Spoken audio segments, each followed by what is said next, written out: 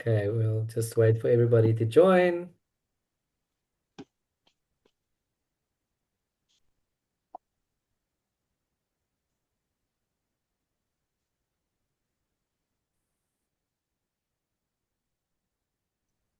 Hello, everyone, and welcome. Just a moment.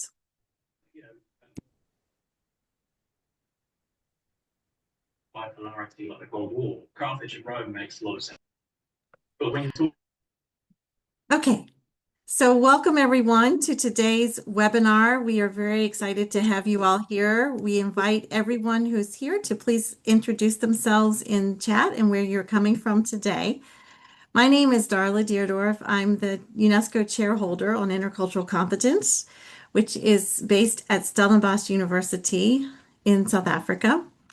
And today's webinar is part of our monthly webinar series on exploring intercultural competence from African perspectives. And today's webinar will be recorded and will be available on our UNESCO Chair website for those who would like to view it later. So a little bit about our UNESCO Chair. The overarching goal of our chair is to amplify African voices and perspectives and practices on intercultural competence. And we do that through this webinar series and also through our annual in-person conference that moves around the continent of Africa. And you are all warmly invited to our upcoming third annual conference, which will be in Dakar, Senegal on 12 through 16 October. So I wanted to just mention our team at the UNESCO chair here at Stellenbosch, and you'll see the names listed there. And we are very grateful to all of our team members and many more who make the work of our chair possible. And in particular, you'll get to hear today from our two co-chairs who work with me, Dr. Precious Simba and Dr. Davinia Jitu.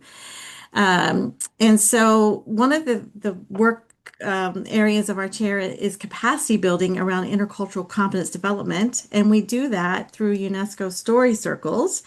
So on the next slide, you'll see a bit about our UNESCO story circles, which has been certainly inspired by Indigenous traditions and is available through an open access manual. We encourage all of you to have a look. And we will be having a formal UNESCO Story Circles training at our Dakar conference in October for those who are able to come. And so please do reach out to us at Stellenbosch to learn more about the work of our UNESCO chair and intercultural competence development. And again, thank you so much to all of you for joining today. Please do continue to introduce yourselves in chat and where you're coming from. And without further ado, I'd like to turn this over to one of our co-chairs, Dr. Precious Simba. We also want to invite all of you to join our partner organization, World Council on Intercultural and Global Competence, entirely free to join. And there's a special ICC in Africa working group where we continue to engage in these discussions that we'll have today at this webinar. So do join us there. And you'll see information about how to do that on your screen. All right, so with that, we're very excited about today's presenter and what he'll be sharing with us. And here to introduce our speaker is Dr. Precious Simba. Over to you, Precious. Thank you, Dala. Can you hear me? Yes. Oh, fantastic. Thank you for that. It's such a pleasure to see all of you here. And it's my singular honor to welcome Dr. Fanie du Toit as our speaker this month. Dr. du Toit specializes in post-conflict reconciliation and transitional justice and has been professionally active in more than 40 countries globally. He has served as Chief Technical Advisor in Reconciliation for UNDP in Baghdad, Iraq, following the defeat of ISIS. And earlier, he was a founding member and later Executive Director at the Institute for Justice and Reconciliation, IJR, which emerged from the South African TRC project with Archbishop Tutu as its patron. He is currently serving again as the Interim Executive Director to guide the IGR during a period of transition. In 2008, the IGR was awarded UNESCO's International Prize for Peace Education in Paris for post-apartheid educational resource development conducted under Du Toit's supervision.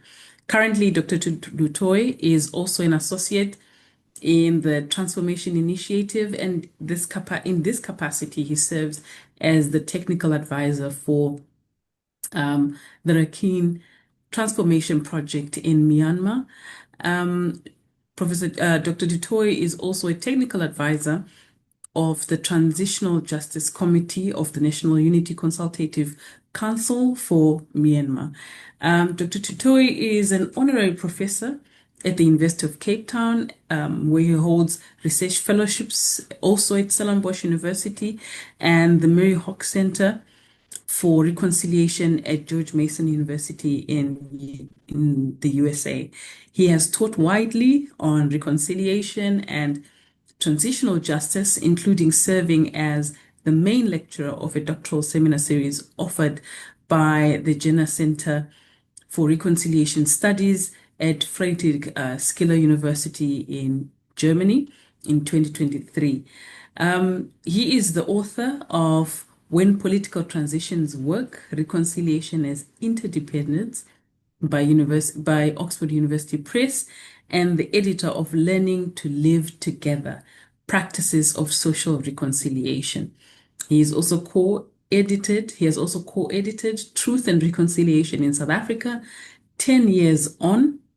I know that the TRC will also be celebrating, I think, 30 years coming in shortly. And In Balance, South Africans Debate Reconciliation. He's also a Rhodes Scholar and received the Stellenbosch University Chancellor's Medal in 1990. Colleagues, friends, help me welcome Dr. Du Toit. Sure, Dr. Simba, I hope you can hear me. If you can hear me. Thank you for that. I'm definitely editing that bio down. It's way too long. I nearly fell asleep there. But thank you for that introduction, and lovely to be with you. Also, Professor Dala Deerdorf.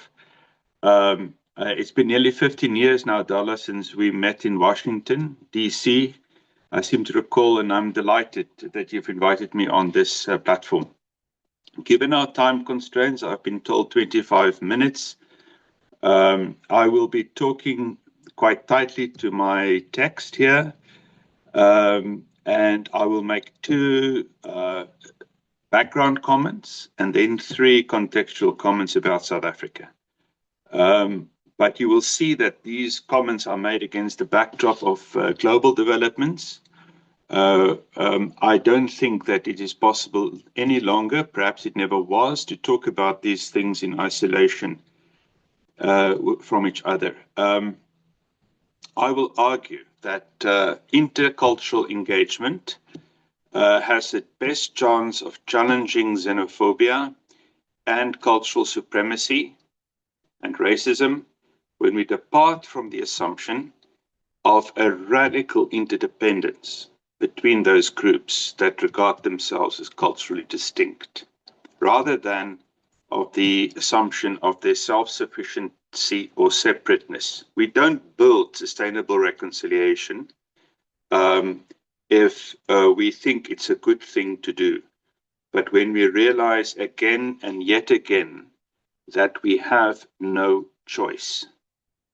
So, first comment. Let us accept as uncontested the idea that culture is simply the ordinary, the everyday, the collective ways we live and learn to live together.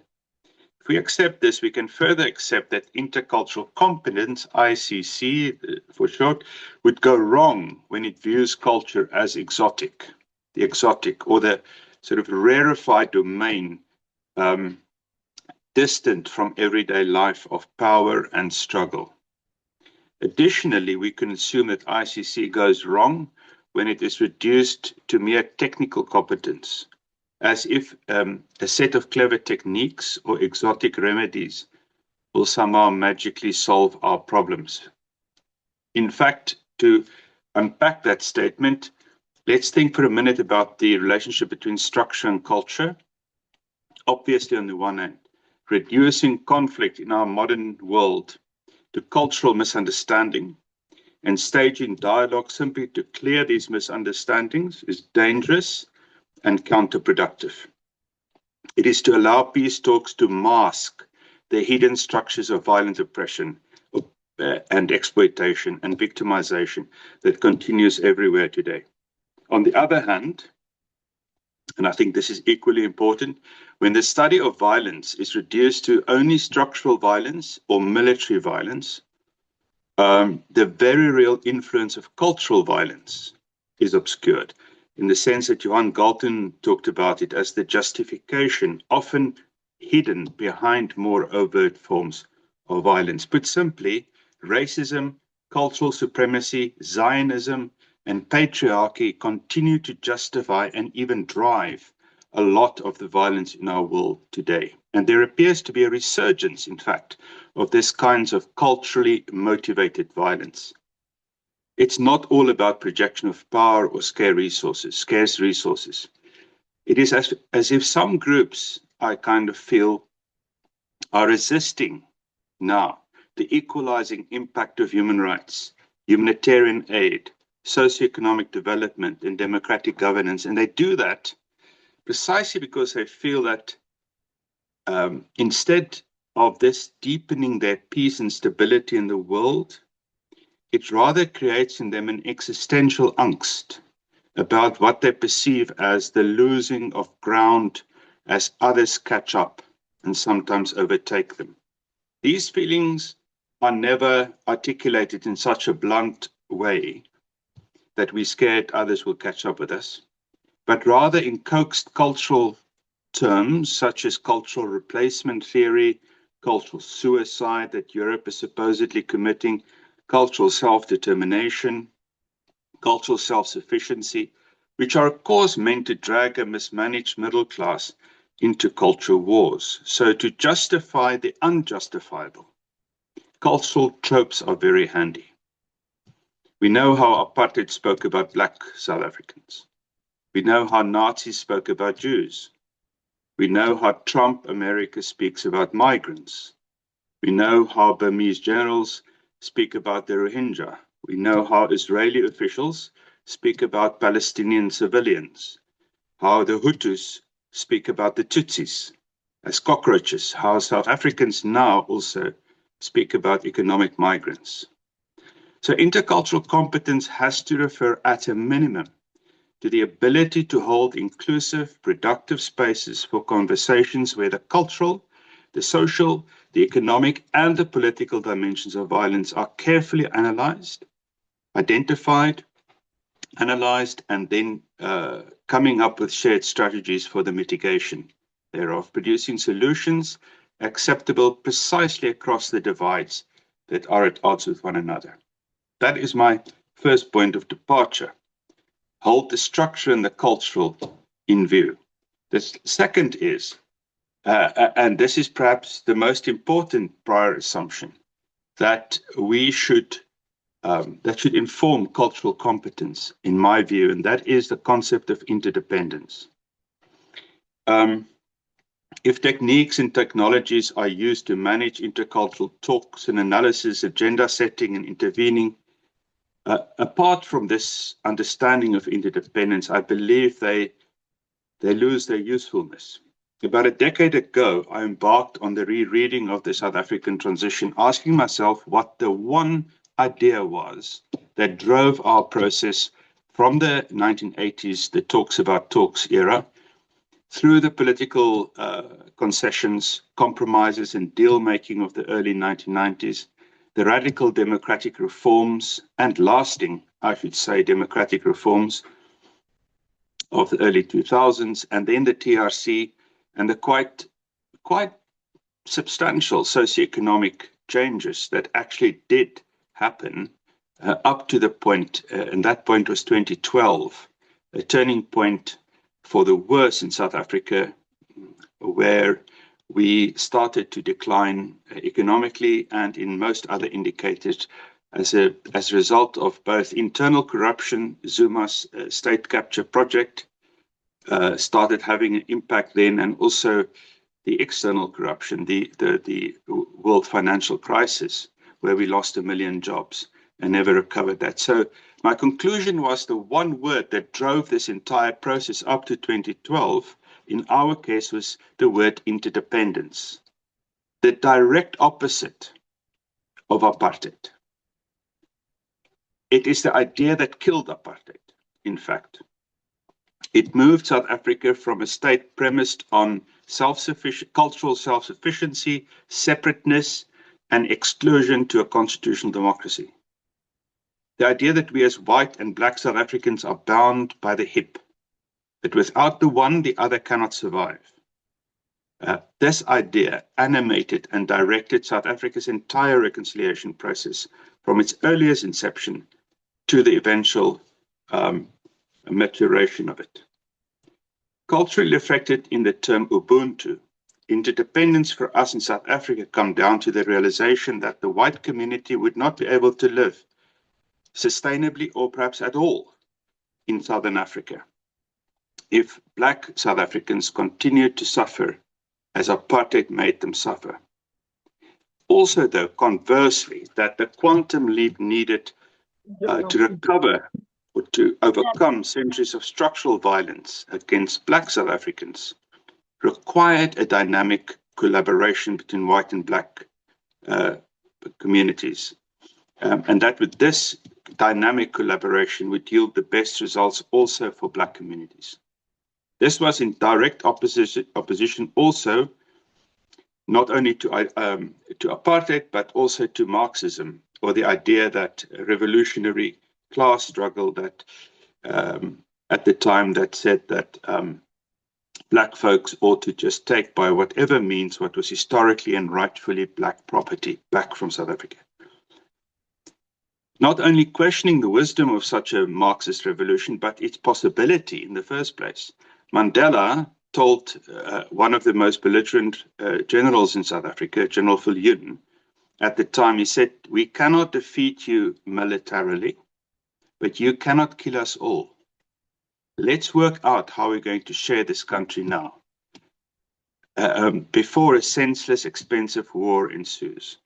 Viljoen then brought the Afrikaner right wing into the political process, and the rest is history. Desmond Tutu's rainbowism and his closely related idea of Ubuntu is not about some feel-good, a nice-to-have, aspirational idea. It is about a description of what South Africa and what society in fact is, which is an interdependent mishmash of cultures and a fundamental human condition of deep interconnectedness and interdependence.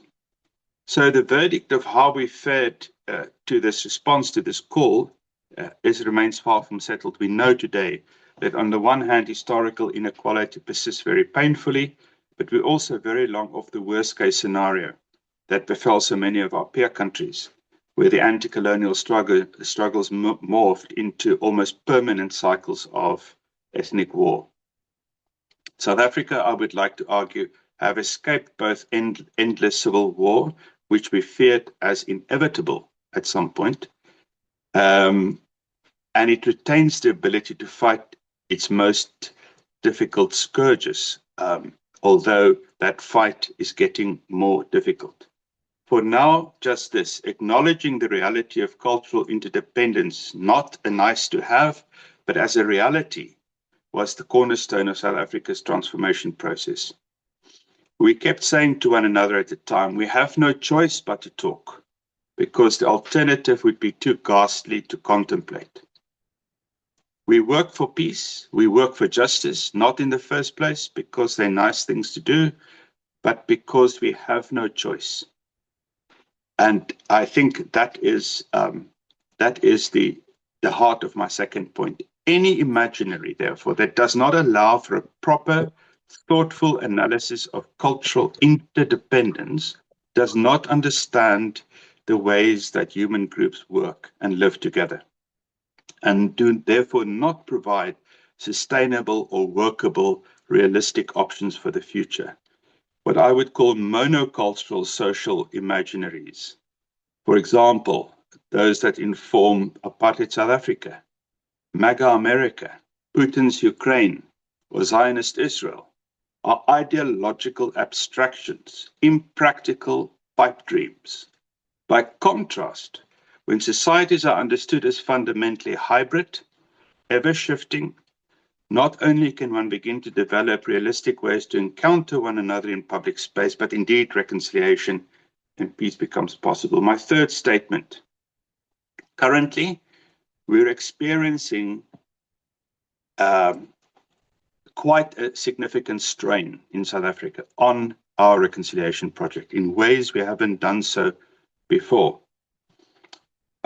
When Ms. Ngubezi Zuma, the leader of the anti-migrant movement March and March, announced in May 2026 that Ubuntu is suspended until further notice, it was precisely about denying the fundamental and comprehensive set of relationships that bind South Africans and migrants, and have always done for time immemorial in this part of the world, but that also binds South Africa to the region and to the world. The statement actually shocked many. It was a very effective statement. It drew sharp criticism from different quarters, including from the Desmond Tutu Foundation. But despite the shock, and despite this reaction to this statement, this xenophobia did not fall from the sky. In May 2008 already, some of you may remember, there was a wave of violent xenophobic attacks that left 62 people dead in our country, injured hundreds and displaced 100,000 people. And locally, we have this precedent, but internationally, this is happening against ever-growing anti-migrancy feelings ranging from Brexit to President Trump, who consistently characterizes undocumented immigrants as an invasion, as a direct threat to US national security, public safety, and sovereignty. His rhetoric and policies emphasize mass deportation, strict border enforcement, and the removal of public and legal incentive for unauthorized migrants. He has referred to specific violent, undocumented gang members or criminals as not people, but animals, arguing that foreign cartels and dangerous offenders pose an existential threat, and claims that unauthorized migrants strain public schooling, healthcare, taxpayer-funded resources, and social security. Virtually a carbon copy of what March and March have been arguing in South Africa. Some others, observers of the March and March movement, calls this a reactionary form of Zulu ethno-nationalism. Analysts note that while the movement claims also, very interestingly, a South Africa first platform, its strongest base is in fact KwaZulu-Natal based Zulu speakers. Critics have pointed out that the chanting of specific Zulu war songs and slogans during the demonstration shifted tone from civic policy-based immigration protest to somewhat narrower display of tribal chauvinism. This has drawn criticism that the movement risks projecting an attitude of Zulu identity that is destined to lead over smaller domestic ethnic groups. The visual representation of the street protest heavily incorporated traditional Zulu attire and cultural symbols. And politically, the most powerful political party of the region, Jacob Zuma's MK party, which commands an overwhelming majority of support within KZN, has openly backed March and March and their popular anti-foreigner shutdowns.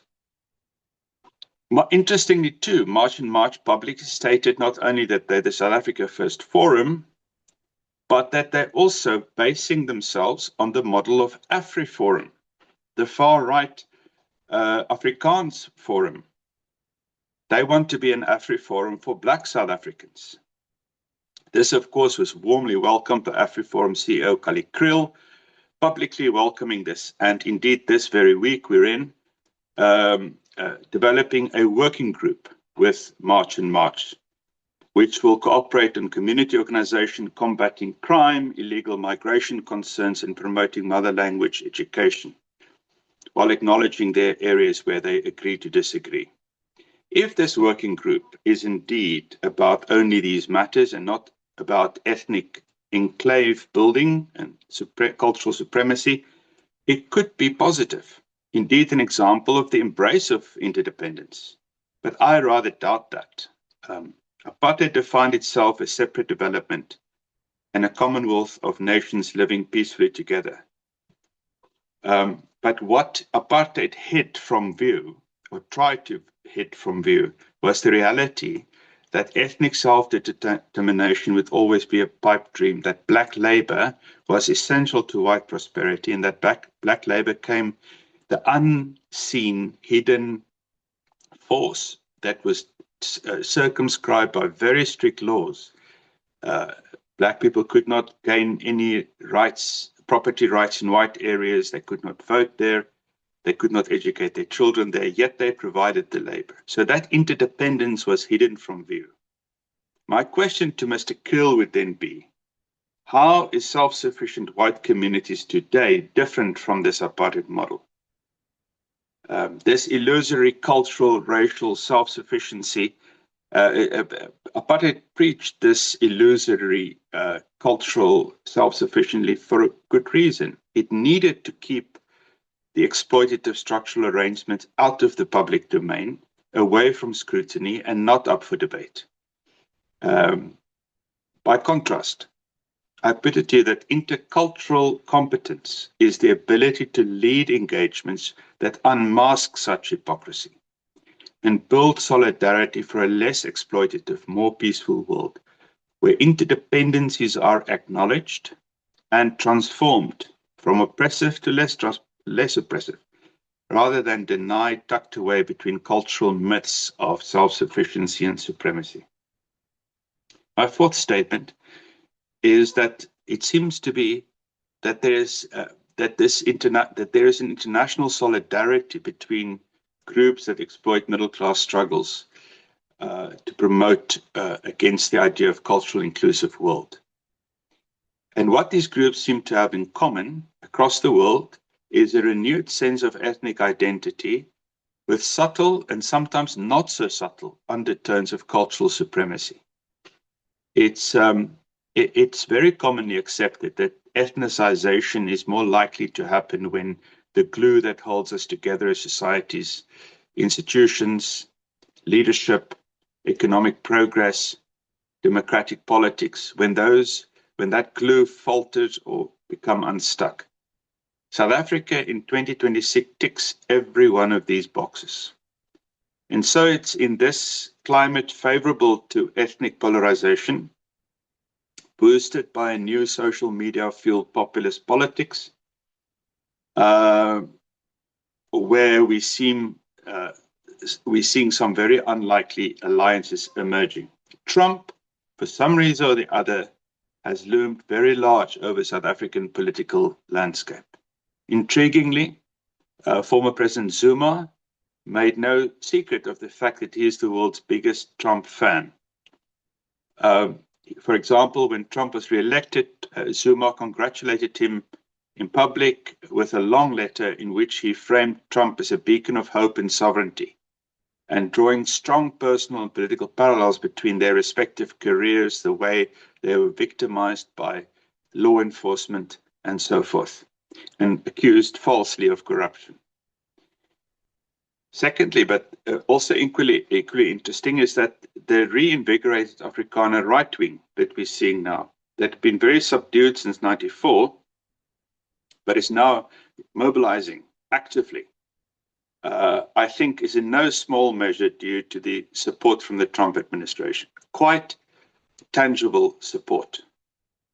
It has made them a lot more open and defiant. Trump, of course, weighed in straight into our nation building by his claims of Afrikaner genocide, ludicrously inaccurate and inflated, and recently upping the ceiling for white Afrikaner migrants to the US from 7,500 to 15,000.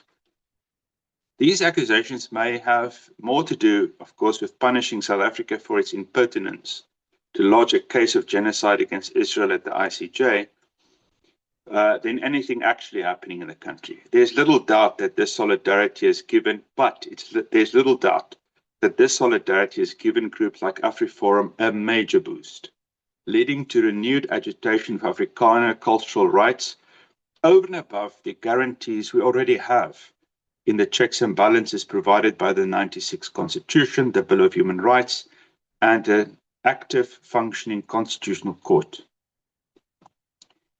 And so, finally, what do ordinary South Africans today think and feel about all this? At the IJR, Institute for Justice and Reconciliation, where I am currently the interim director, we produce the Afrobarometer for 9 countries in Southern Africa, as well as the South African Reconciliation Barometer. And we're doing this for the last 22 years. And so they're very good data to show what South Africans in fact feel about these things. Now, let's first tackle Trump's accusation that we have a white genocide going on. 82.6% of white South Africans believe the country is going in the wrong direction. But this 82% of whites are almost identical to 83.3% of black South Africans that think exactly the same, and a national total of 82.6%. So we are no different to anybody else in this country. Also, 77% of white South Africans describe their present living conditions as fairly good or very good. 77%, as opposed to 35% of black respondents and 26% of colored respondents. Then directly to the point of safety and security, Afrobarometer asked South Africans how often they feel unsafe in their homes and their neighborhood. And amongst white respondents, 79% said never, and 11% said only just once or twice. 90% said there's no or infrequent insecurity. White South Africans are therefore deeply dissatisfied with South Africa's direction, pessimistic about the economy. They remain comparatively advantaged to other groups in the country, and they share the vulnerabilities that all South Africans share and the disapproval of the government. On migrancy, why is our evidence shows that the anti-migrant sentiment is rising. Trust in foreign nationals is exceptionally low, and that economic insecurity is being channeled into hostility towards people from outside the country. But it does not show that migrants are the cause of the unemployment, the cause of the crime, the cause of poverty, or the cause of state failure. It shows something more dangerous, that legitimate community grievances are increasingly being redirected to migrants as visible and vulnerable scapegoats. And why is this the case? I think what the analysis that I provided earlier perhaps give us some direction in this. It's a process through which real material anger over structural failure is converted into a moral claim against people with the least power to answer it. The refugee attitudes towards refugees is reaching alarming levels in South Africa. Economic competition is the dominant frame in which this happened, and scapegoating is the political strategy. So what we are seeing in South Africa, as well as in places like the US, in my view, is forms of cultural violence that are being employed to justify structural inclusion. And the most vulnerable are the target. We can only protect, in my view, our societies from such populist politics if we do develop the kind of intercultural competence that will allow the creation of processes and spaces and conversation that acknowledges a fresh cultural interdependence, as well as the ongoing modes of cultural and structural violence in our countries, and to develop shared solutions that work for everybody. Thank you.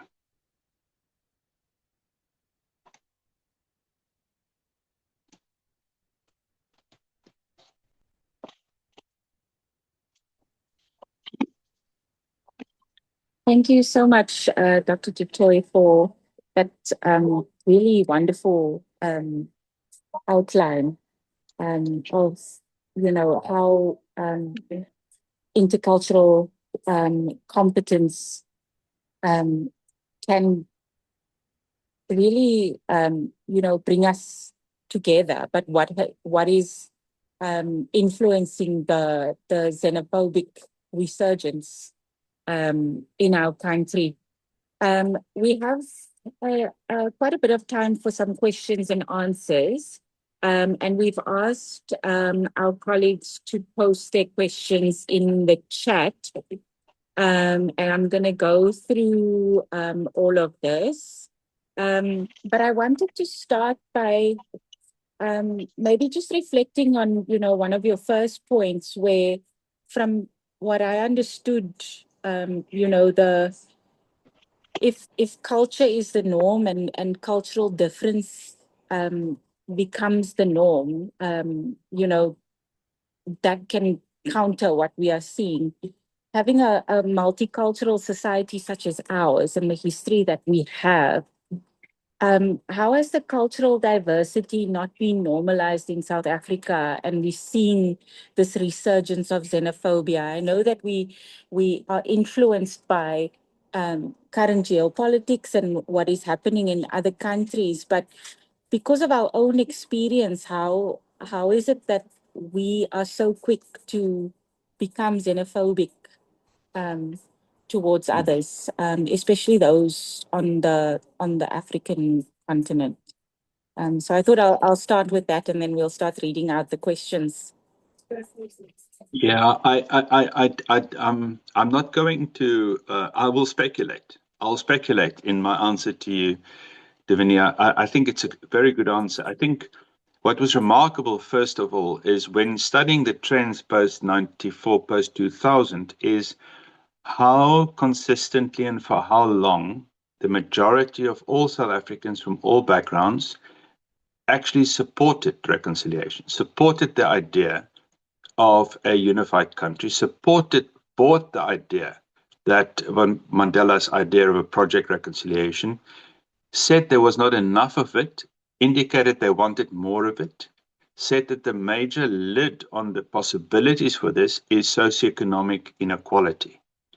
And that's the view of ordinary South Africans, that the way because we're so unequal, it limits to how we can reconcile. And this is the majority view that we've seen for many years. Now the resurgence of migrants and xenophobia and anti-migrancy feelings, I think, shows something of a fault line in our reconciliation process, which was based on a national framework, right? So the idea was for us as citizens to reconcile based on our South Africanness. What is then excluded? Well, those who are not South African.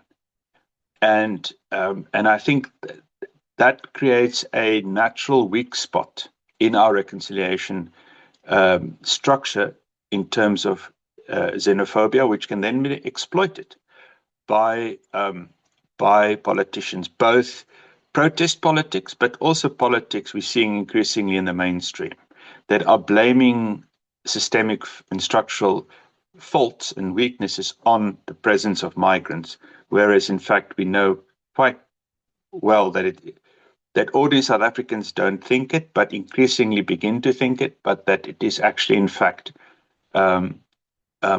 corruption and things like that caused the decline since 2012. Just on one note, I mean, we always hear that South Africa has had jobless growth and no socioeconomic improvements since apartheid, which is actually not true. 94, there was roughly 2 white persons for 1 black person in the middle class. That statistic by 2012 was inversed. There were 2 black people for every white person in the middle class, which meant an enormous expansion of what was called the middle class, and quite a number of jobs created, actually. It was not jobless growth, but it was nowhere near sufficient. And then, of course, for the last 13 years, we've had a radical, a gradual decline and stagnation, which is absolute fertile territory for ethnic polarization. So I would answer that question a little bit like that. Thank you. Thank you so much, Dr. Du Toit. We have a question in the chat from Derek Grootboom. Interdependence is given, I accept. What do you do about the reality that hunger and poverty is used to feed culture wars? What do we do about the inequality created and maintained by the rich and the super rich, which give us false power to the cultural clubs like March on March and AfriForum to work in cahoots with the rich like Donald Trump and Elon Musk? So the question that Derek poses is a very important one, but it is the question that I would like to confront that question with is, who's the we? If he says we, what do we do? Who is that we?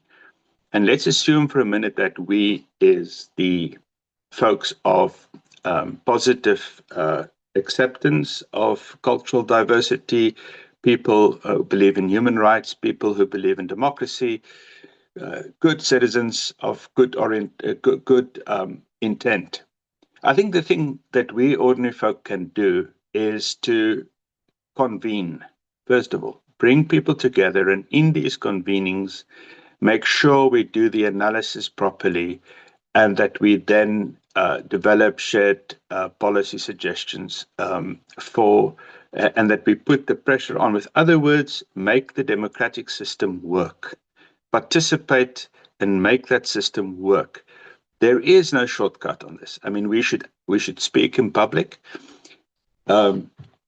We should continue to show the negative aspects of soundbite type political advocacy that is being propounded by social media.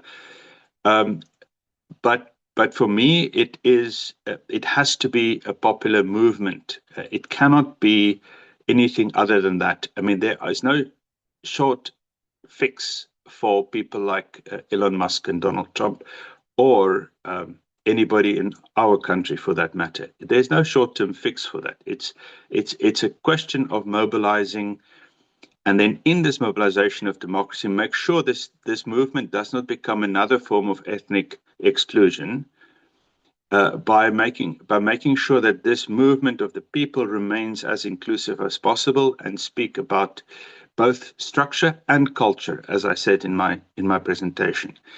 The culture is a nefarious thing. I mean, culture can really, really undermine the dignity of others, if in very subtle ways, and then motivate the structural and direct violence. And conversely, of course, structures can hide, but also kill people by not even being obvious. And so, yeah.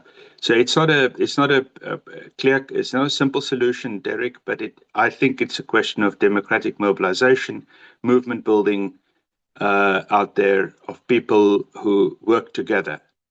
It is what I would say is the solution. Thank you, Dr. Du Toit. I think it's quite important to speak about, how we participate in these movements and, get participation. One of the worrying things for me is that, in the latest resurgence of xenophobia, a lot of our higher education institutions and even our national bodies for internationalization have been quite quiet. And it leads me to the next question by Shuang Wang. Thank you for the thought-provoking provoking insights. Building on the discussion of interdependence, I wonder what some of the tangible ways that individuals or institutions can build meaningful solidarity with culturally diverse communities, especially in contexts where xenophobia or cultural supremacy create barriers to that interdependence. Mm. Well, I think the first thing to do is what I try to say is that one should view this kind of thing not as a nice to have. I remember when the penny of reconciliation dropped for me as a young Afrikaner inside the apartheid confines, that it felt hopelessly inadequate and hopelessly soft and hopelessly impossible. It was, in the 80s, it was just regarded as completely pie in the sky. And the people who argued for apartheid and argued for keeping the divides, not talking to the ANC within the Afrikaner community, seemed so realistic. They seemed so fact-driven. They seemed to have the facts on their side. The fact is, if you look at it from the angle of history, the realistic option was to talk, because the fighting was based on the misconception that you can keep people at arm's length forever. You can oppress them forever. So, we need to be. We must not ever forget that intercultural engagement is possible, but it's also something that challenges the norm. But don't be too impressed with the norm. The norm is very often unrealistic and can crumble quite easily. And I've been very fortunate in my lifetime to actually see this happening in front of my eyes. And what proved realistic was reaching out. What proved realistic was engagement and talk, and getting to know each other, analyzing the situation together, developing a resolve to say, there's nothing we can't fix. That was one of the slogans of the negotiation team. There's nothing we cannot fix. We can fix it, because the alternative is too ghastly to contemplate. So there was a real urgency also. I would say the following too. I would say just so this mindset that it's realistic to reconcile, that it is possible to do so, but also that it's urgent to do so. I mean, if you want to think about South Africa only, we have no idea what difficulty is in this country, really. If you compare to where some of the places I've been working and been to and seen what can happen in a society when things really go wrong sustainably and violence becomes the way of engagement, there's no end to where we can fall as human society. There's no end to it. It can become, so we have a lot to fight for and to work for. And we're definitely not even halfway of where we want to be, but we're a lot better off than where we could have been. Thank you, Dr. Du Toit. I think we have one last question here in the chat, and it's from Elijah, wanting to know what your thoughts are on, the creation of Orania and the call by some people to declare Cape Town as a separate republic from South Africa. How are these impacting on the efforts made in 1994 on the reconciliation project? Well, Orania is, of course, a sort of a fudged compromise that came out of 94. It is not, there is no, as far as I know, constitutional provision other than this is private land. And, President Mandela even visited Orania, had tea with Betsy Verwoerd, the widow of the man who locked him up for 27 years. After the cup of tea, he walked around the town, saw a monument of Verwoerd and said, "But why did you make him so small? I remember he was a big man. This is just a small, that was not good enough. You should do a bigger monument." Then they asked him, "But why are you saying that? The comrades are breaking down all the monuments in Pretoria." And he said, "Well, maybe here in Orania, it is okay to have Verwoerd. We don't want them to dominate all our public spaces, but right here, it's okay. He then got in his helicopter and flew home. And I had a distinct impression that day that the people who looked like fools were the ones left behind, not the ones that were, not the president. He looked strong and presidential. And what was the fuss? The message was, what was the fuss for you to congregate in Orania? So as a cultural experiment, I'm indifferent. I don't think it is anything realistic other than keeping this idea of cultural self-sufficiency alive. And I don't think it has a real systematic place in South Africa. I don't see them doing too much harm.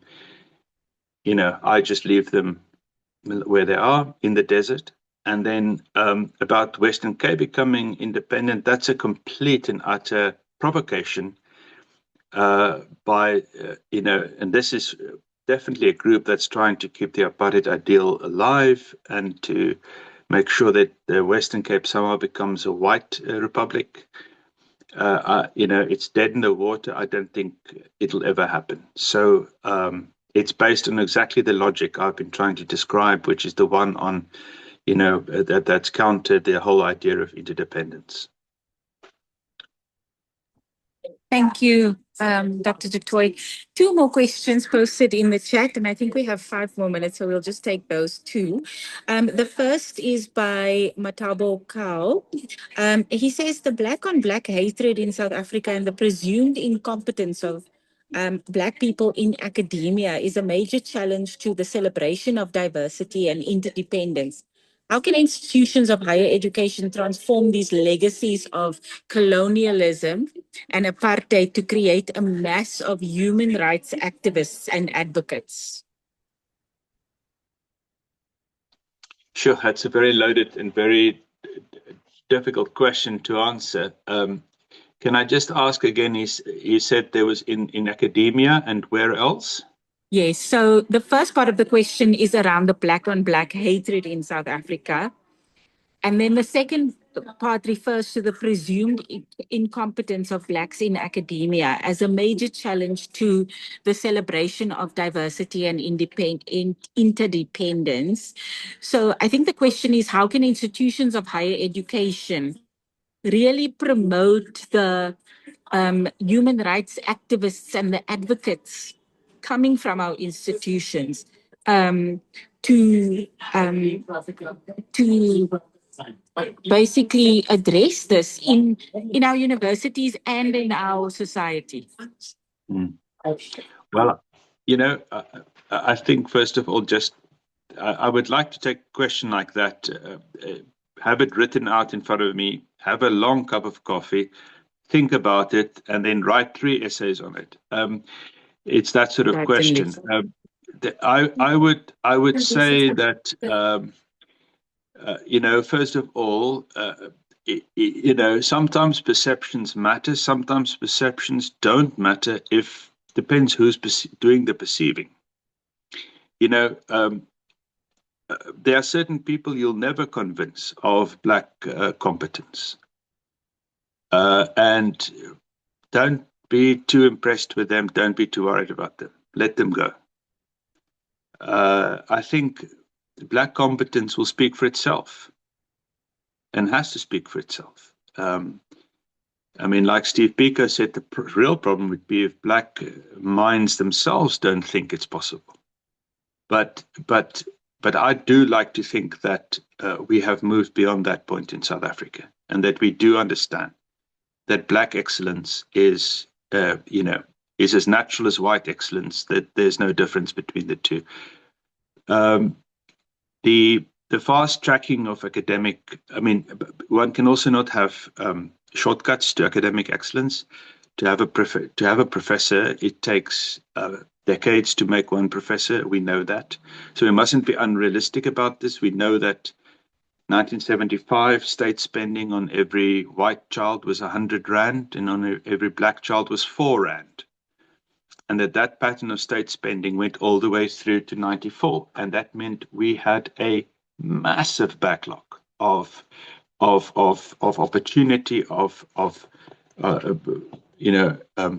then you also look at some Black South African academics. Now, there's no shortage of talent. There's no shortage of that. So I just think we need to we mustn't fret too much about that. We just need to be brilliant.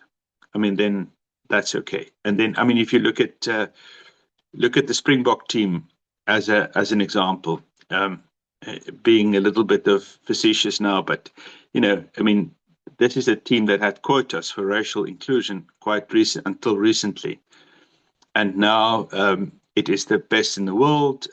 It might soon be the second best. We hope not, but every black player in that team, is clearly there on merit, and each one of them is a world beater in their own right. So, these days it's not possible to talk about a Springbok team, all-time great Springbok team, without mentioning 5, 6, 7 black players. And we had only one in our team in 1994, one person called Chester Williams. So, things do change, and they are changing. We must just not lose heart right now. And I do think that, that's what I would say. And the other thing I just also say, I think universities must not fall victim to ahistoricism. I mean, we must remember where we come from. We must teach this history to our children and to our students and to young adults. We must teach their history. They need to know where they come from, and they need to understand why we are where we are. If people don't understand where we come from and how we got to where we are, then I think we will repeat our mistakes. So we're not exempt. South Africa can go the route of all the other countries. Right now, our democracy, our systems are working more or less, but we have a lot of work to do. And, I'll stop there. Thank you. Thank you, Dr. Du Toit. I know that we have reached time. We do have one more question if you have time to take it, and then we'll close off. From Jeremy Solomons, he's asking, how can we call democracy inclusive when even clean elections often end up giving power to the 51% and tyrannizing or excluding 49%? What about coalition models instead? Well, I think that's where we're moving in South Yes. Africa, in any case. I think we are seeing a future of coalition politics. I think it's unlikely we're going to have a majority party again for some time to come. So we will have coalitions, and it'll just depend on how the integrity with which these coalitions work together. And so that is one thing we will see. Remember also that we're not strictly a 51% democracy. We have, in our General Assembly, we have proportional representation. So, we do make provision for some of the smaller parties to also be represented, that are not first past the post, but that have a certain amount of the votes. So I think these constitutional safeguards are built into our democracy, and we just got to make things work a lot better. I do feel of late I've seen some positive signs in Parliament. We have a strange situation in this country where we tackle things in public that most other countries do not have the courage to do. We tackled our historical legacies through the Truth Commission in public in a way that was never done before anywhere in the world. We tackled state capture in the Zondo Commission in a way that was never done before. And we tackle police corruption in a way that is never done before. And if you just begin to envisage those three commissions operating in Washington, D.C. today, what are the chances of that happening? You realize how radical it is at what we are trying to do. And so I think, we mustn't be excessively negative about ourselves, and we must recognize the positive, but we are on dangerous grounds right now because we're not exempt of an international polarization. We're not exempt of this idea of cultural supremacy. It is in our history, and it can be revived. And so we need to be very vigilant. And what can institutions do? They need to be alive and alert to this danger. And then they'll know what to do. Thank you. Thank you. Thank you so much, Dr. Joy.